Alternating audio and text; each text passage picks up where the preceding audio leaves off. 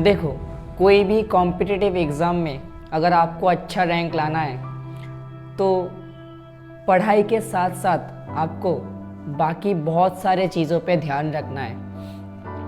तो JEE main का अभी सिर्फ एक ही हफ्ता बाकी है, तो अभी हम इस वीडियो में वही सब डिस्कस करेंगे कि आपको इस एक हफ्ते में क्या क्या फॉलो करना चाहिए पढ़ाई के साथ साथ, जैसे कि आपका रैंक बहुत ज़्यादा इम्प्रूव हो जाए और आप एक अच्छे रैंक के साथ ये वाला जेईई मेन क्रैक करो। तो hello everyone, welcome to my channel physics inclined. तो आज हम लोग इस वीडियो में डिस्कस करेंगे कि जेईई मेन का जो अभी लास्ट वीक है, इस लास्ट वीक में आपको क्या क्या फॉलो करना चाहिए जैसे कि आपका रैंक बहुत ज़्यादा इम्प्रूव हो जाए। तो देखो, पहला जो चीज़ है आपका हेल्थ।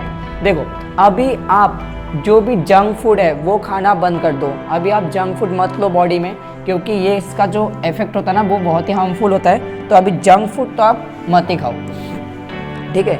और सेकंड चीज़ है आपका बायोलॉजिकल क्लॉक। देखो, जेईई मेन का जो शिफ्ट 1 होता है वो 9 बजे से होता है, 9 to 12, और सेकंड शिफ्ट जो होता है वो होता है 3 to 6, ठीक है, 3 to 6। तो आप आपके बायोलॉजिकल क्लॉक को ऐसे ही सेट करो, ऐसे ही करो सेट, जैसे करके इस टाइम में, इन दोनों टाइम में क्या रहे, आपका माइंड ज़्यादा प्रोडक्टिव रहे, ठीक है, माइंड ज़्यादा प्रोडक्टिव रहे। और आपका सोने का टाइम जो है ना वो रात को शिफ्ट कर लो अभी, ठीक है। किसी किसी का ऐसा रहता है कि दिन में सोते हैं, तो दिन का जो सोने का टाइम है वो अभी चेंज करके आपको रात में सोने का जो है एक हैबिट बनाना पड़ेगा। उसके बाद क्या है, अभी विंटर है। देखो, विंटर में हम लोग पानी ऐसे भी कम पीते हैं, लेकिन आपको हाइड्रेटेड रहना है, इसलिए थोड़ा सा फोर्स करके भी पानी पी लो अभी, ठीक है, पानी पीना है आपको। उसके बाद आपको स्टडी रिलेटेड क्या क्या चाहिए, स्टडी रिलेटेड क्या क्या फॉलो करना चाहिए। देखो, अभी आपको कुछ भी न्यू टॉपिक पढ़ना नहीं है, नया टॉपिक कुछ भी नहीं पढ़ना है। आपको क्या करना है, अभी मॉक्स देना है, मॉक्स देना है। इस एक हफ्ते में आपको एटलीस्ट आपको 3 to 4 मॉक्स देना है, और उसके बाद उस मॉक्स को एनालाइज भी करना है आपको, ठीक है, आपको मॉक्स को एनालाइज भी करना है। अभी आप ध्यान दो PYQs पे, PYQs प्रैक्टिस करो, खूब प्रैक्टिस करो PYQs, क्योंकि अगर आप PYQs ही प्रैक्टिस करके जाओगे ना तो मेन एग्जाम में जाके एक हैबिचुएटेड हो जाओगे, आप हैबिचुएटेड हो जाओगे कि PYQ कौन सेट कर रहा है। PYQ किसने सेट किया, आपका NTA ने, और इसका पेपर भी इस बार कौन बना रहा है, NTA बना रहा है। तो आप PYQs जो है ना, प्रीवियस ईयर क्वेश्चंस, वो करके जाओ अच्छे से, तो आपको हेल्प होगा वो एग्ज़ाम में बहुत। Next, exam city related. अगर आपका सिटी जो है वो होम सिटी नहीं है, तब आपको क्या करना है, ट्रैवल करना है। अगर आपका एग्ज़ाम सेंटर होम सिटी है तो आपको ट्रैवल करने की कोई ज़रूरत ही नहीं है ना, आप जाके डायरेक्टली एग्ज़ाम दोगे सेंटर पे जाके। लेकिन अगर आपका होम सिटी नहीं है तो आपको ट्रैवल करना है। तो ट्रैवल करते वक्त आप ध्यान रखना कि यहाँ पे भी फूड में कुछ जंक फूड वगैरह नहीं खाना है। और ट्रैवल करते वक्त देखो, अगर आपका मान लो एग्ज़ाम है मान लो आपका 31 को, आपका एग्ज़ाम कब है, मान लो आपका 31 को एग्ज़ाम है, तो आप ना ट्रैवल कब करोगे। देखो, आपको ट्रैवल करना है 29 को।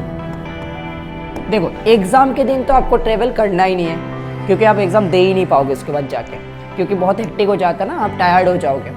और एग्ज़ाम के एक दिन पहले, मतलब 30th को भी आप ट्रैवल मत करो, क्योंकि सेम ही चीज़ होगा, आप जाके ट्रैवल करके थक जाओगे, उसके बाद आपको एग्ज़ाम देने का, एग्ज़ाम में क्या होगा, एनर्जी नहीं मिलेगा आपको। तो आप ट्रैवल कर लो। अगर 31 को एग्ज़ाम है तो आपको ट्रैवल करना है 29 को, एक दिन पहले, मतलब एक दिन के गैप में आपको ट्रैवल करना है, ठीक है।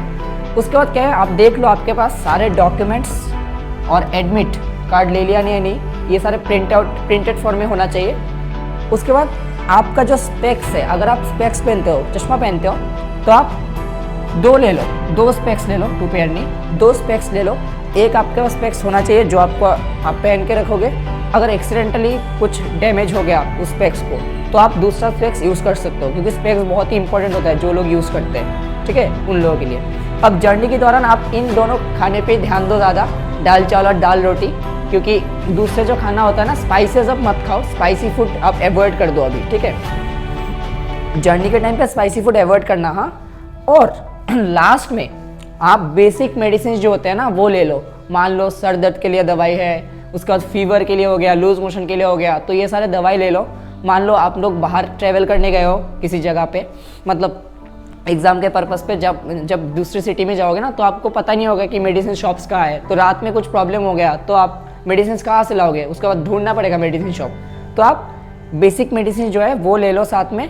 और लास्टली आपको बहुत ही कूल रहना है, काम रहना है और खूब सारा प्रैक्टिस करना है। BYQs प्रैक्टिस करो, अच्छे से मॉक्स दो अभी, और आपको हाइड्रेटेड रहना है। थैंक यू, और मचा के आओ एग्ज़ाम।